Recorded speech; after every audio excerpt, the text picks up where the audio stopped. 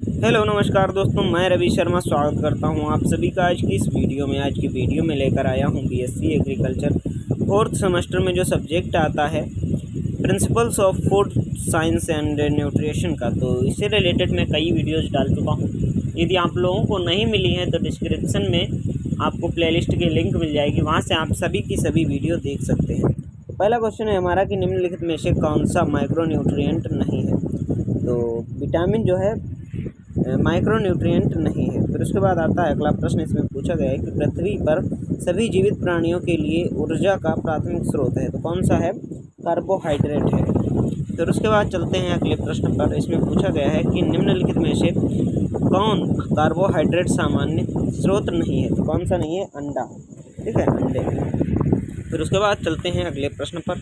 इसमें पूछा गया है कि मानव शरीर में सेलुलोज का मुख्य कार्य क्या होता है। तो सेलुलोज का मुख्य कार्य क्या होता है? मल त्याग को सुगम बनाना। ठीक है, मल त्याग को सुगम बनाना। फिर उसके बाद आता है अगला प्रश्न। इसमें पूछा गया है कि 1 ग्राम वसा कितने किलो कैलोरी ऊर्जा प्रदान करती है। तो कितने किलो कैलोरी जो है ऊर्जा प्रदान करती है? तो 9 किलो कैलोरी ऊर्जा जो है प्रदान करती है। फिर उसके बाद चलते हैं अगले प्रश्न पर। इसमें पूछा गया है कि निम्नलिखित में से कौन सा शरीर में वसा का कार्य नहीं करता है। तो कौन सा जो है शरीर की वसा में कार्य नहीं करता है? तो इसका जो है राइट आंसर हो जाएगा, वो हो जाएगा आंतों के बैक्टीरिया के विकास को बढ़ावा देना। ठीक है, फिर उसके बाद चलते हैं अगले प्रश्न पर। इसमें पूछा गया है कि शरीर को किस प्रकार के पोषक तत्व की अधिक मात्रा में आवश्यकता होती है। तो किस प्रकार के पोषक तत्व की जो है अधिक मात्रा में आवश्यकता होती है? तो वो है माइक्रोन्यूट्रिएंट्स।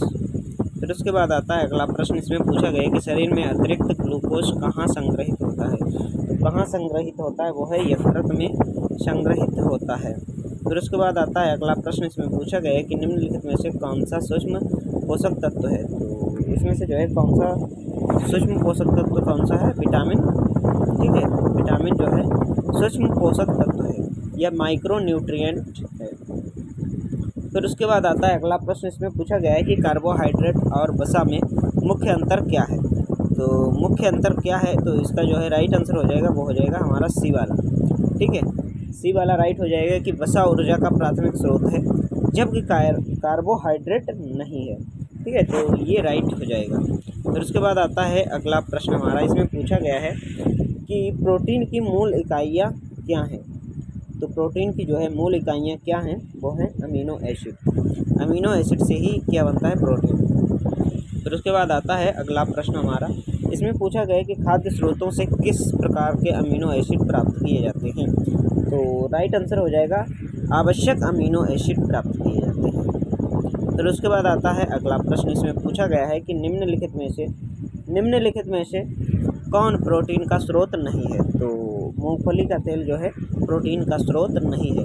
आप लोगों ने चैनल को अगर अभी तक सब्सक्राइब नहीं किया है तो सब्सक्राइब कर लीजिए, जिससे मैं जो वीडियो डालूंगा उसकी नोटिफिकेशन आपके पास सबसे पहले मिलेगी। और वीडियो को लाइक नहीं किया है तो लाइक कर लीजिए। फिर चलते हैं अगले क्वेश्चन पर। इसमें पूछा गया है कि शरीर में एंजाइम का मुख्य कार्य होता है या क्या होता है।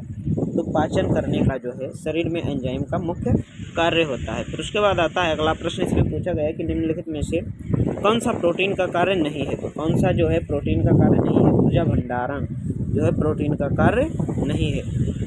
फिर उसके बाद आता है अगला प्रश्न। इसमें पूछा गया है कि हीमोग्लोबिन जो रक्त में ऑक्सीजन के परिवहन में मदद करता है, तो किससे बनता है? ये किससे बना होता है? इसका जो है राइट आंसर हो जाएगा, वो हो जाएगा प्रोटीन से बना होता है।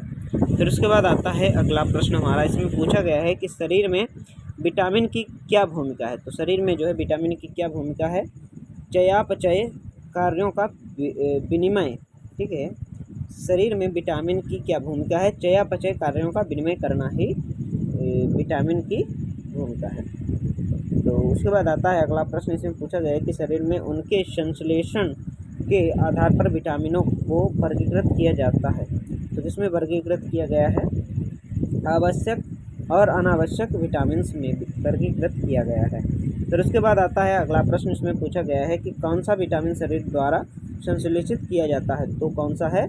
Vitamin D. विटामिन डी जो है शरीर के द्वारा संश्लेषित किया जाता है। फिर उसके बाद आता है अगला प्रश्न। इसमें पूछा गया है कि निम्नलिखित में से कौन सी विटामिन की विशेषता नहीं है। तो कौन सी जो है विटामिन की विशेषता नहीं है। शरीर को बड़ी मात्रा में इनकी आवश्यकता होती है, ठीक है। तो ये जो है कि विटामिन की विशेषता नहीं है। फिर उसके बाद आता है अगला प्रश्न हमारा। इसमें पूछा गया है कि दृश्य वर्णक के संश्लेषण और दृष्टि और त्वचा के रख रखाव के लिए कौन सा विटामिन आवश्यक है। तो कौन सा विटामिन आवश्यक है, विटामिन ए आवश्यक है। फिर उसके बाद आता है अगला प्रश्न। इसमें पूछा गया है कि हीमोग्लोबिन के निर्माण के लिए कौन सा खनिज महत्वपूर्ण है। तो कौन सा खनिज महत्वपूर्ण है, आयरन। आयरन जो है हीमोग्लोबिन के निर्माण के लिए महत्वपूर्ण है। फिर उसके बाद आता है अगला प्रश्न। इसमें पूछा गया है कि आहार में रफेज का कार्य क्या है। तो रफेज का जो है क्या कार्य है आहार में, तो मल त्याग में मदद करना जो है रफेज का कार्य है। फिर उसके बाद आता है अगला प्रश्न। इसमें पूछा गया है कि एक शिशु के शरीर का कितना प्रतिशत भाग पानी से बना होता है। तो 70% भाग जो है एक शिशु के शरीर का 70% भाग पानी से बना हुआ होता है। फिर उसके बाद आता है अगला प्रश्न। इसमें पूछा गया है कि निम्नलिखित में से कौन सा शरीर में पानी का कार्य नहीं है। तो कौन सा जो है शरीर में पानी का कार्य नहीं है, तो वो है सी वाला राइट हो जाएगा। हड्डियों और दांतों का निर्माण जो है शरीर में पानी का कार्य नहीं है।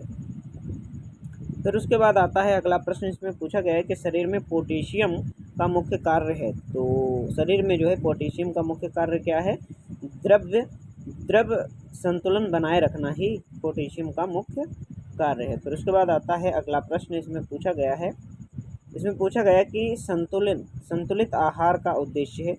तो संतुलित आहार का उद्देश्य क्या है कि शरीर की पोषक तत्वों की आवश्यकताओं को पूरा करना ही संतुलित आहार का उद्देश्य है। फिर उसके बाद आता है अगला प्रश्न। इसमें पूछा गया है कि बढ़ते बच्चों की पोषण संबंधी ज़रूरतें क्या होती हैं।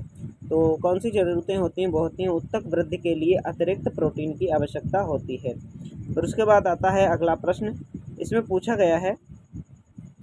गया है कि गर्भावस्था और स्तनपान के दौरान अतिरिक्त पोषण संबंधी क्या ज़रूरतें होती हैं। तो कौन सी ज़रूरतें होती हैं, वो होती हैं रक्त उत्पादन के लिए अधिक आयरन की आवश्यकता होती है। फिर उसके बाद आता है अपना लास्ट क्वेश्चन। इसमें पूछा गया है कि सूर्य के प्रकाश के संपर्क में आने पर शरीर द्वारा कौन सा विटामिन संश्लेषित होता है। तो इसका जो है राइट आंसर हो जाएगा, वो हो जाएगा विटामिन डी जो है संश्लेषित होता है। आपको यह वीडियो कैसा लगा है कमेंट बॉक्स में ज़रूर बताइए।